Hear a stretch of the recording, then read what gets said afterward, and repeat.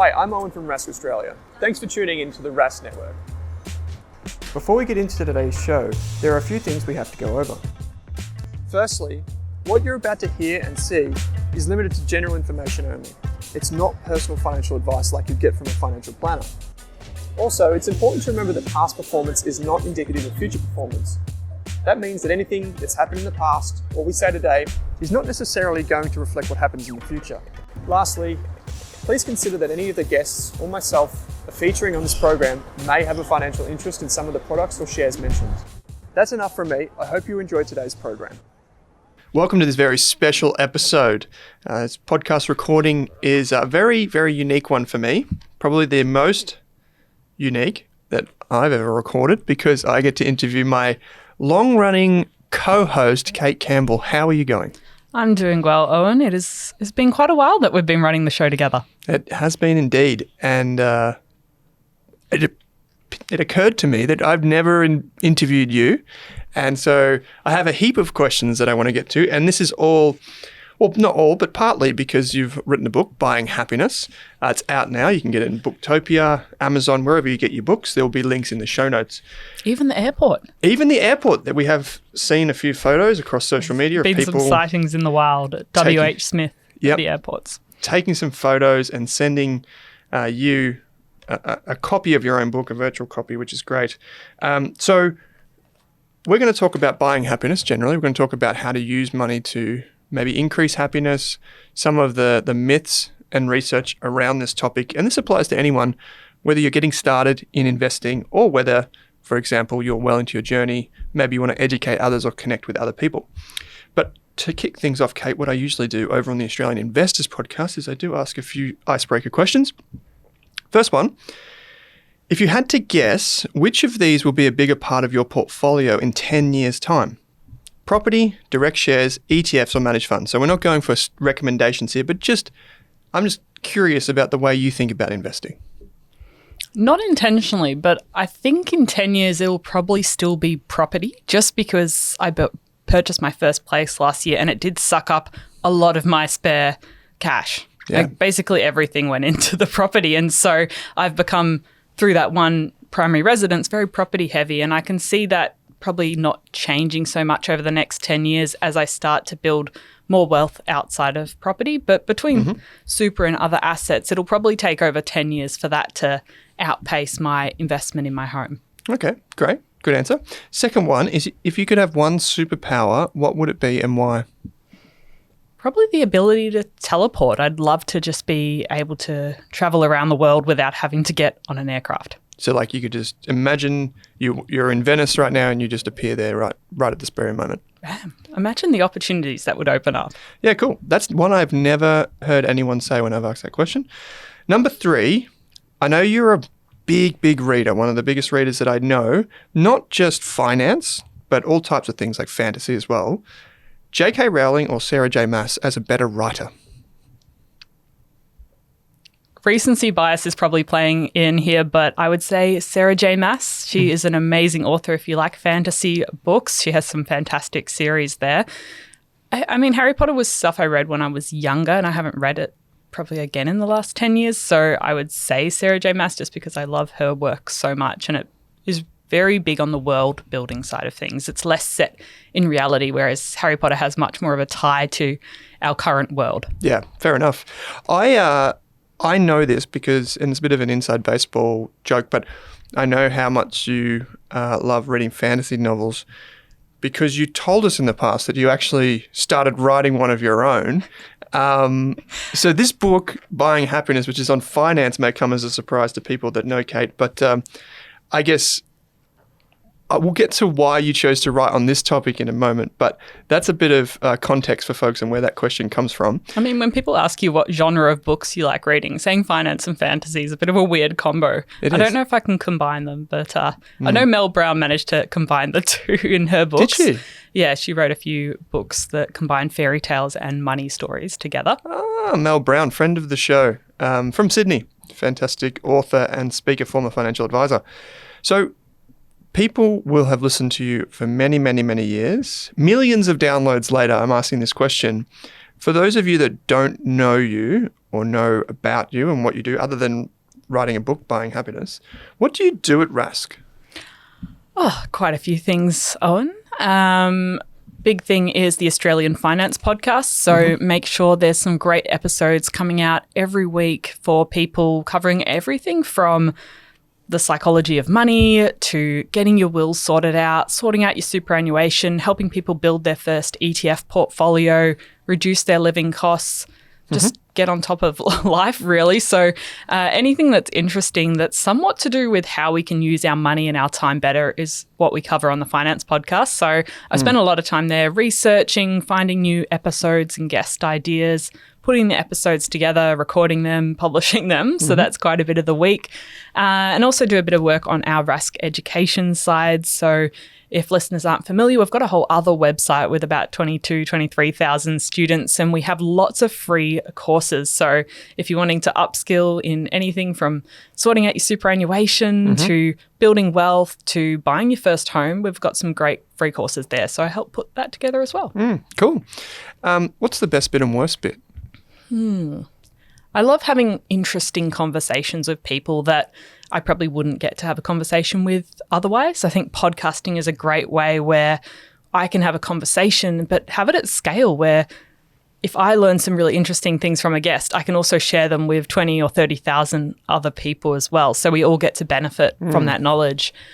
I'd say the most challenging thing, having worked in large companies, medium company and small company, is that at a smaller company with a small team, you end up doing a bit of everything, which is fantastic when you're learning, but it's probably got the flip side where you can't really learn from everyone else as much. Where if you're at a big company and you're really interested in technology or law or marketing, you could go and learn more and take on some more responsibility from those different departments. But at a small company, everyone's doing a bit of everything. And so it's a bit harder to develop as much subject matter expertise, and you need to find mentors and training outside of the business. Yeah, that's fair enough. Well said. So we are a very small team here at Rask, so that's fair enough. Well put. So another question about you before we get to the book and Buying Happiness generally is you've spoken about this at events in the past and a little bit on the podcast, but not too much. But for folks that don't know, we met on Twitter /X, whatever you want to call it these days. And that's kind of where the idea for the podcast came from and what have you. But let's go back a bit further than that for you. How did you get to finance? So what was your upbringing? Who influenced you? How did they influence you? Life lessons, etc. How did you get to finance in the first place? Quite a random path, but I was absolutely not interested in finance, law, compliance, regulation, any of that in high school. I thought that world was boring. I did not quite realize that there was a lot of interesting roles and opportunities in that space. But I did Army cadets throughout the whole of high school and absolutely loved that. And so for some reason, I decided to join the Air Force. And so left home at 17, went to do officer training school in Sale in Gippsland, Victoria. That was a very challenging 5 months, but a fantastic 5 months. And then I did 9 months of air traffic control school. And it was an experience. I wouldn't repeat it, I don't think, but I did learn to fail and get up again, because every week there was exams, there was assessments, you were doing things in public, you were failing in public, your results were put up in public for everyone to see, and then you had to pull yourself together and do it again the next week. And so I think that was a very early experience of learning things, maybe not being great, but then giving it a shot again the next week. And though it didn't end up working out, I did end up in finance completely by accident when I moved back to Melbourne, because I was just hitting the easy apply button on LinkedIn. I didn't really know which direction I wanted to go on, but I was looking for entry-level roles. And so I ended up at an invoice finance startup, just completely by accident, but turns out I can interview okay. And so did a bit of a fake it till you make it situation there, Wikipedia'd all I could find out about invoice finance. And so managed to get through the interviews there, and suddenly I was thrown into working in Collins Street in Melbourne, the fast-paced world of invoice finance, looking for fraud in invoices, dealing with clients, dealing with people and challenging problems just without having any experience in that space. So it forced me to learn really quickly. And it was at that point that I started to go, okay, there's a lot of money going around in the world. What are people doing with their finances? Someone I was sitting next to was very interested in investing and started sharing little tidbits of information. And then I started asking questions. And then it slowly snowballed from there.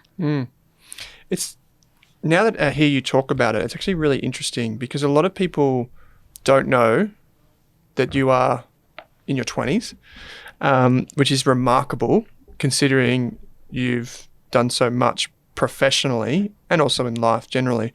But one thing that people will know about you if they know you personally is your kind of like go-get-'em attitude. You don't like let things hold you back.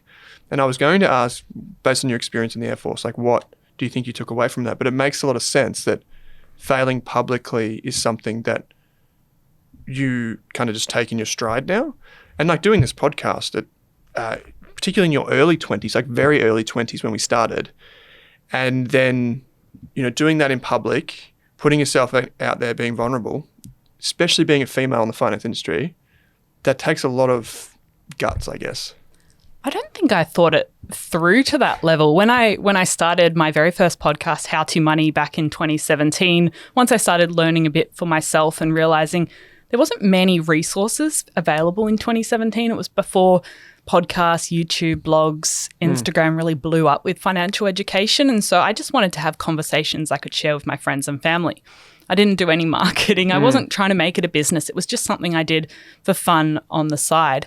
And I didn't think it through 100 steps. I really just got a microphone from JB Hi-Fi, my $150 Blue Yeti microphone that only got retired just last year. Recently. We told her it has to go.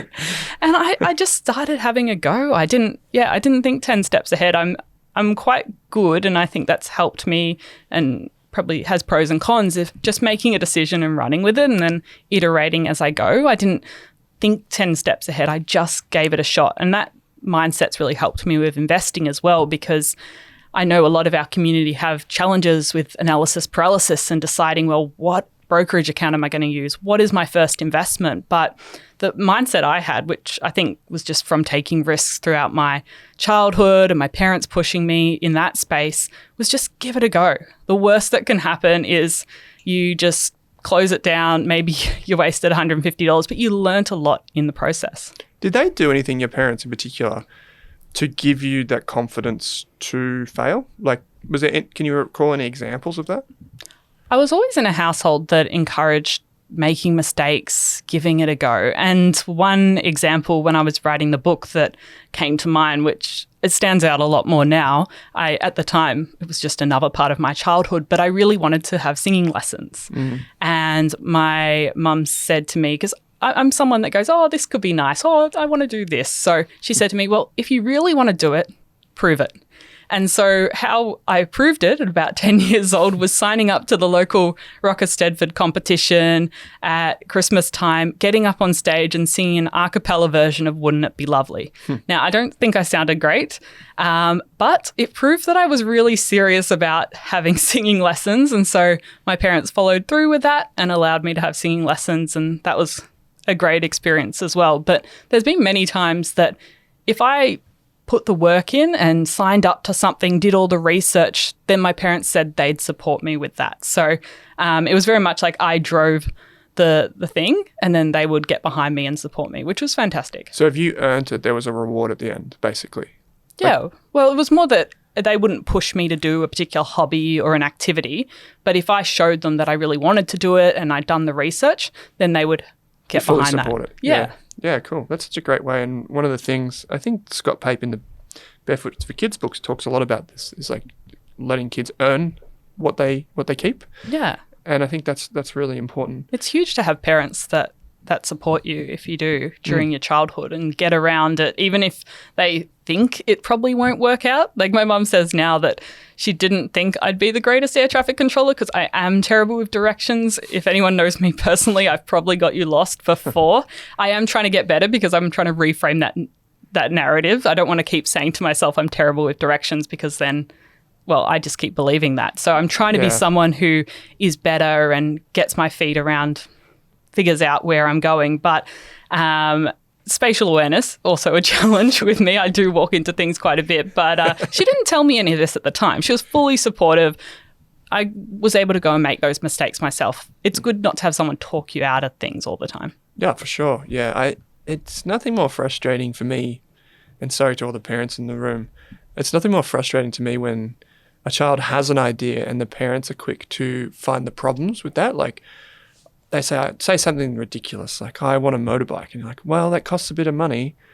Well, that's like straight to the negative, not to the affirmative. Like, and you constantly instill those values in a child. Eventually, they'll just find the flaws in every single thing that they look at.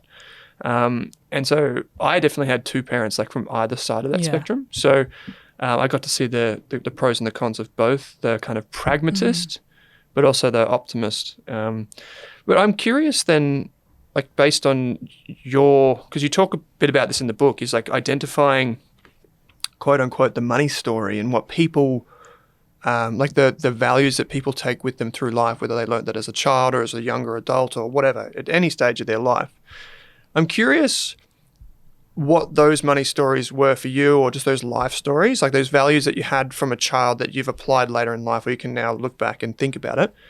Like, are there any that come to mind?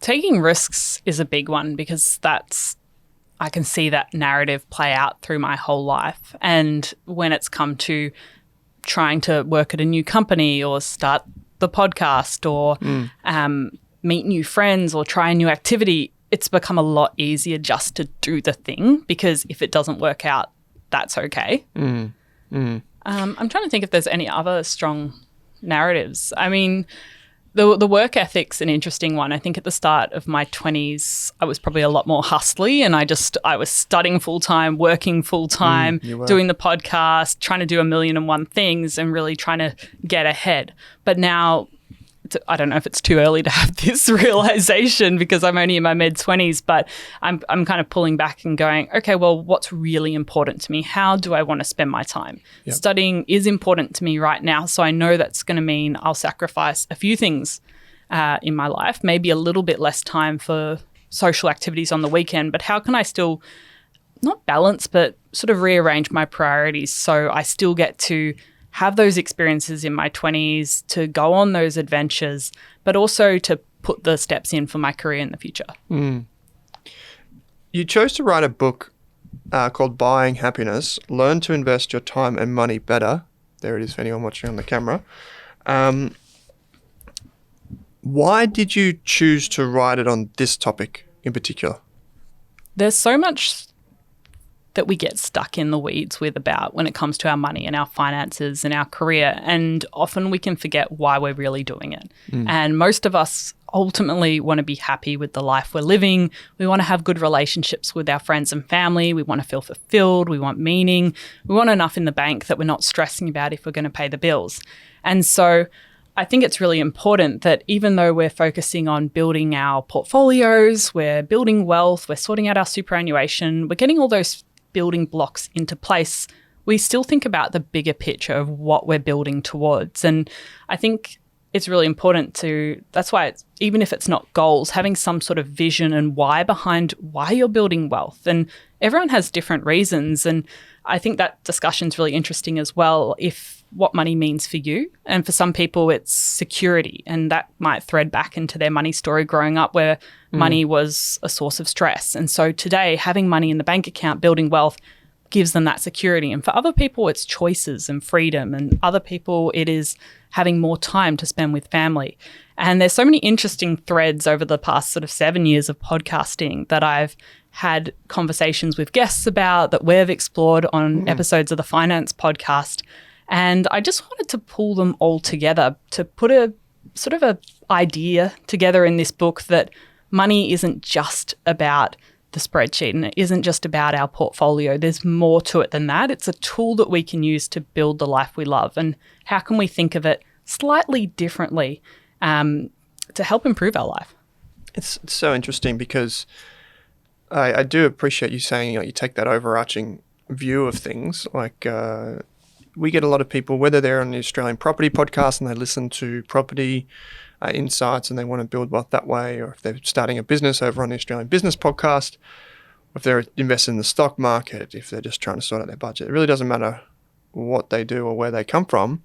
We're all kind of unique in that way. But one thing that we all have is somewhere we probably want to be or something we want to do each day. So the mystery of this, Kate, comes in, though, that people know that they should be investing. People know they should be saving money. Like, these are pretty general principles. But the thing that they really struggle with is actually being like, well, I'm investing because, like, that start with why, you know? Yeah. How do people get to the why? Like, how do they find out why they're doing this thing? For many of us, it's getting back to the drawing board and thinking about what's important to you in your life. And it might be your family right now. It might be your career. It might be your friends. And figuring out just like a list of all of those important things in your life. And also thinking ahead a little bit, because that will change over the next decade. And while just socializing and enjoying every moment might be really important to you now, and that might mean you want to spend everything you've got on travel and experiences, thinking ahead just a little bit, not enough that you're living in the future, but enough that you can go, okay, in 10 years' time, this is important to me, but I also might want to spend more time with my family. I might not want to work as hard. How can I put some things in place now without sacrificing all of that stuff I want to experience today to look after future me? And I think it's really the kind thing to do for your future self of how can I put some steps into place, whether it's by starting to invest, by paying off debt, sorting out my super, putting a will in place.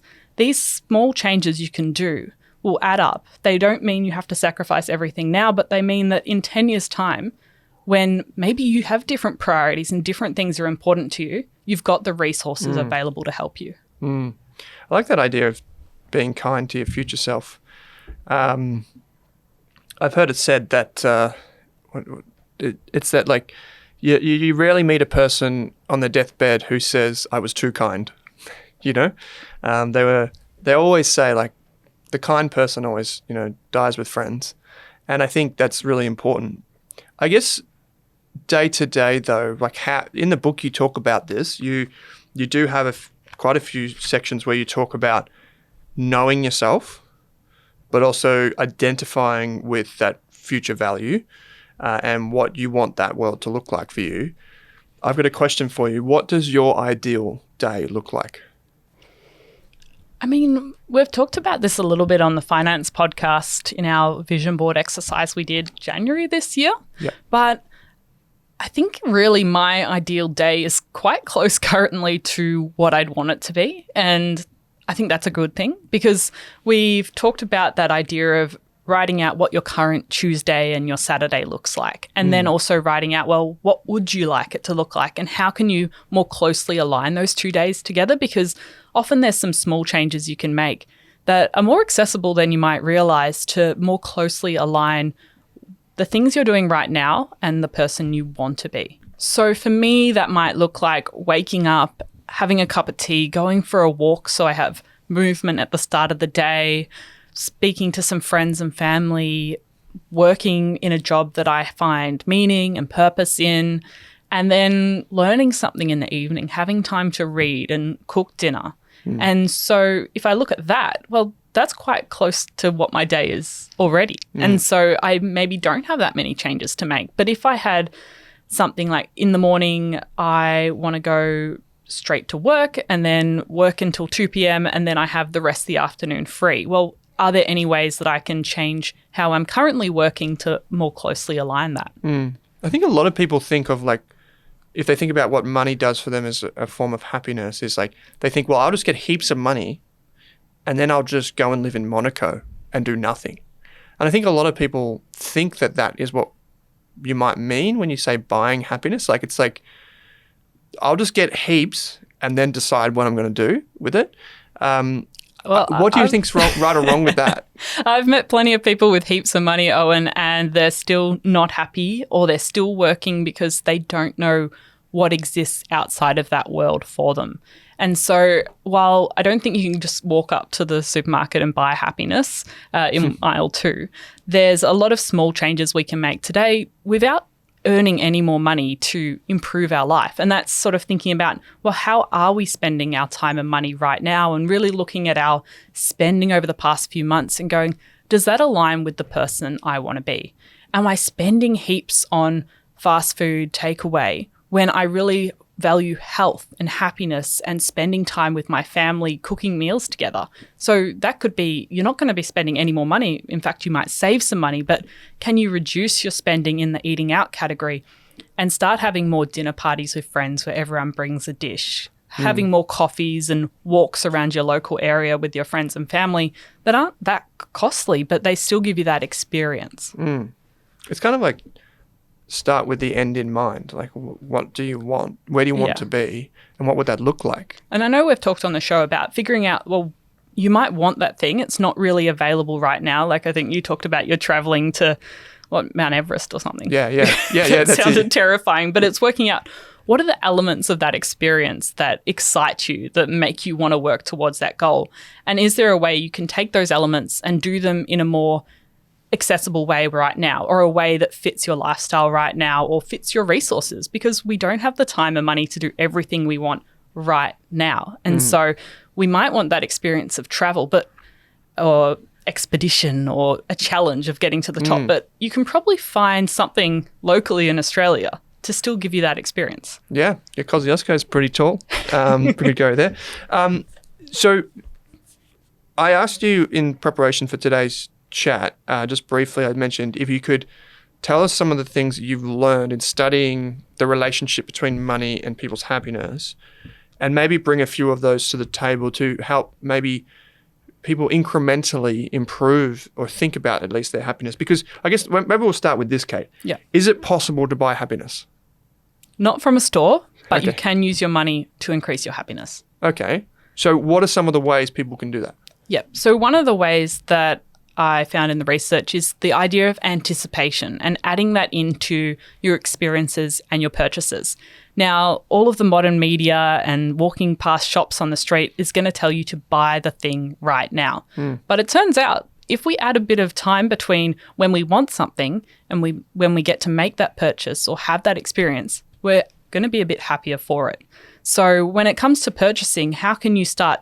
If you want to buy a new laptop, say, give yourself a 6-month runway to save up for it. So you get to visualize getting that new laptop instead of having that instant gratification that's going to wear off very quickly and you're suddenly going to realize, oh, you need to pay for it. And so things like buy now, pay later take that experience away from us because we get the item now and we have to pay for it over time. Whereas if we book the holiday 6 months out, or we save up over 6 months for the holiday, we get to anticipate the holiday. We get to ask friends and family for recommendations. We get to visualize and look at Google Maps and find awesome places to go and eat. And so we get a huge happiness boost in the lead up. We get the experience.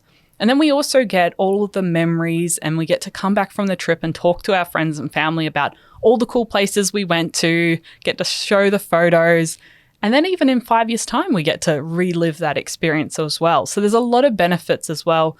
That ties into experiences. There's a lot more value to having experiences over material items. Of course, some can be both. Like my favorite book, I would say that's a full experience as well as a purchase. And I can go and read it again and again and talk to other fans of Sarah J. Maas books about it. So it's just thinking small ways that you can change the way you spend money today to increase your happiness. Was there anything that you came across? That's fascinating, by the way. I love that one. Was there anything that you came across that would probably take the opposite approach, like people believing that there's something that does get them happiness, but maybe doesn't? In fact, was there anything that you can think of there? A lot of us think that it's the success, having lots of money in our bank account, having lots of followers, having the fancy car that make us happy. But it turns out one of the really interesting studies showed that it's actually the quality of our relationships that makes us happiest over time. And I got really into the research done by this Harvard adult development study that's been running for over 80 years now, over 1,500 participants and their children and their grandchildren. And they've tracked the lives of all these people, and they've found that it's the quality of their relationships that determine their happiness long term. And that's something where it's not quantity. It's not having lots of people in your life. It's having a few good people that you know you can call on in the good times and the bad times. And it's quite interesting, though, because we often don't prioritize relationships in our lives. I don't know about you, but when I've set goals in the past or when I've written my to-do lists or my priorities, the people that are really important to me aren't usually at the top of the list. It's usually career, and I want to get my portfolio to this point and I want to write this or try this new thing or finish this course. But I don't often say, this month I really want to prioritize spending more time with my family and my close friends and investing time in making new friends and building those connections. And so often we neglect that in our wealth building journey and our career building journey, whereas it's actually the thing that's going to bring us a lot of happiness long term.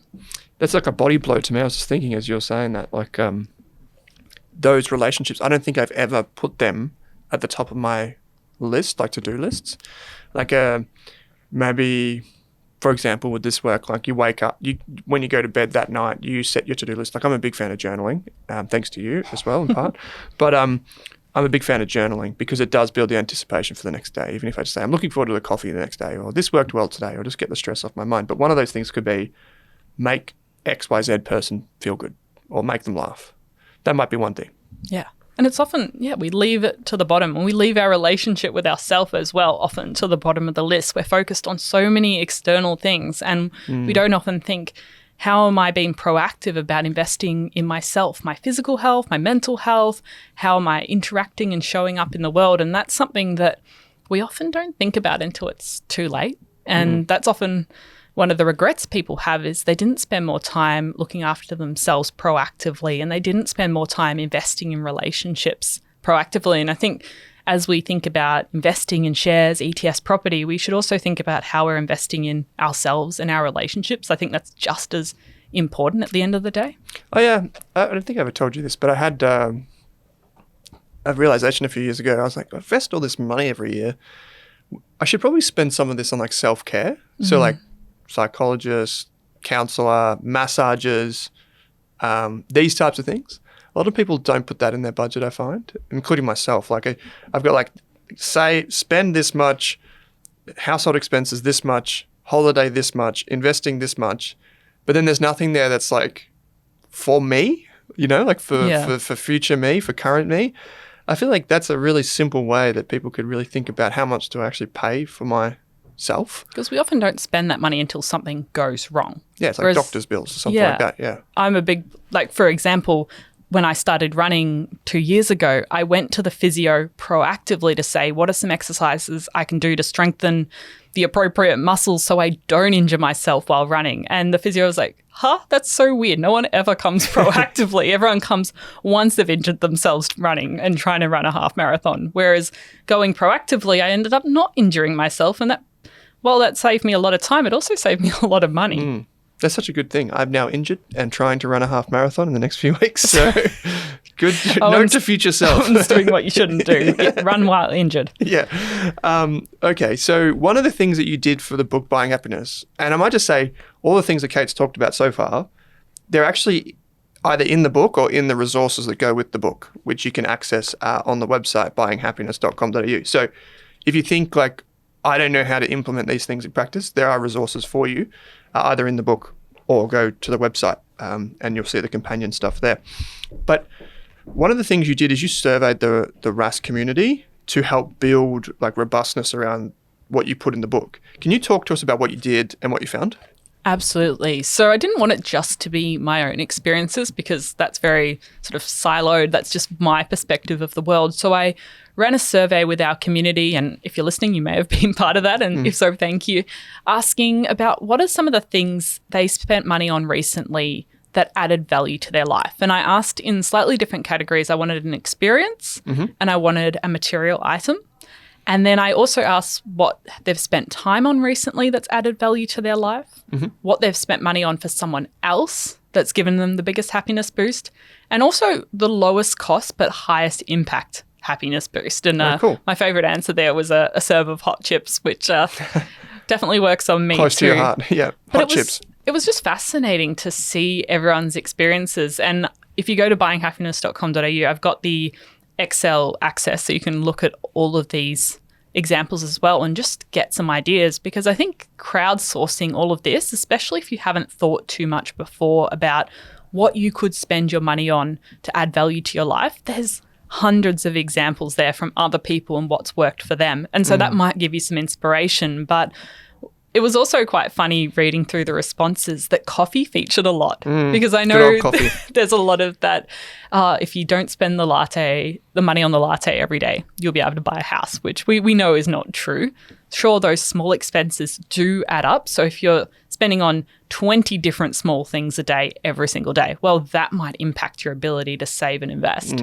But it's often the small things that add a lot of joy and value to our life. And so whether it was buying a coffee machine to make coffee in the morning with their partner and have that time to chat and connect, that featured a lot. It was going and getting a takeaway coffee, walking around the park with a friend. It was having friends and family over for coffee, or getting a coffee with colleagues during your lunch break. So it was coffee, but it was coffee with connection that came up a lot. Cool. But I've got some examples at the back of the book, so I can read a couple out, and then also you can look at all, I think there's over 250 as well. Cool. But in terms of material purchases that made you happy, someone said a hydro flask. It's the best investment I've made instead of wasting my money on bottles of water every time I go out.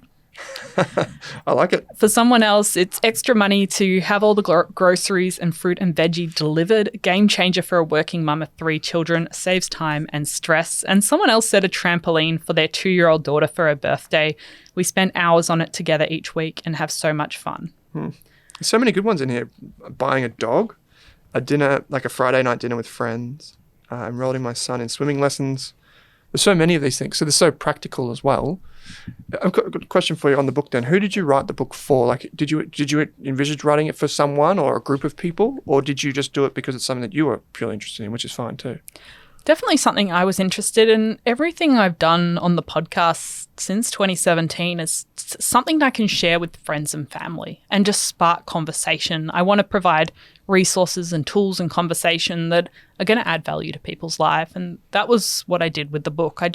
Small little actionable snippets that I can share with my friends and my family. And it's been a massive joy actually sharing the book with my family and dropping off a copy through my parents. They've been the messengers recently to everyone. That's just played a small role in the development of who I am today and how I show up in the world. And also sort of giving back to our community, because so much of what we've heard, whether it's talking to people in person at our events or the messages we've got over the years, has shaped the way the podcast has evolved and the topics we've covered, the guests we've spoken to. So a little bit of that as well. Yeah, that's great. And I think anyone can learn something from the book. Like I said, it doesn't really matter, right? It doesn't really matter if you're at the beginning or the end of your journey, so to speak. But so many people could pick up the book and learn something and try and curate their world to maximize their happiness, at least get closer and closer to that. Yeah, and books sort of play different roles at different times for people. I know we've given a lot of books to people for free over the years, and that book might just change someone's life ultimately, like The Barefoot Investor. Sitting on the coffee table, someone flicking through has changed many people's lives in the way they think about things. And I've seen that happen with friends and family with so many other books. So even if it just sparks if the cover sparks a conversation of how you're spending your time and money with your friends, like that, it's doing its job. For sure.